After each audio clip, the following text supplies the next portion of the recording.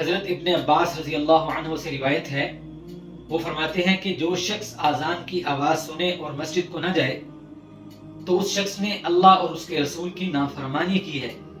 اور انہی سے روایت ہے، یہ فرماتے ہیں کہ جو شخص اذان کی آواز سنے اور مسجد کو نہ جائے، نہ اس نے بھلائی کا ارادہ کیا اور نہ اس کے ساتھ بھلائی کا ارادہ کیا گیا۔ اور حضرت ابو ہریرہ رضی اللہ عنہ فرماتے ہیں کہ جو شخص اذان کی آواز سنے اور مسجد کو نہ جائے تو چاہیے کہ اس شخص کے کان پگھلے ہوئے سیسے سے بھر دیے جائیں۔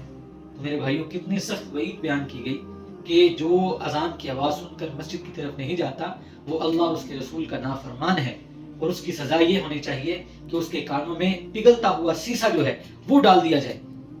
مجھے اور آپ کو یہ کوشش کرنی چاہیے کہ ہم مسجد میں باجماعت نماز ادا کریں، خود بھی ادا کریں، اور اپنے بچوں کو اور اپنے رشتہ داروں کو اس چیز کا حکم کریں کہ وہ بھی مسجد میں باجماعت نماز ادا کریں۔ اللہ سے دعا ہے کہ اللہ تعالیٰ مجھے اور آپ کو ان باتوں پر عمل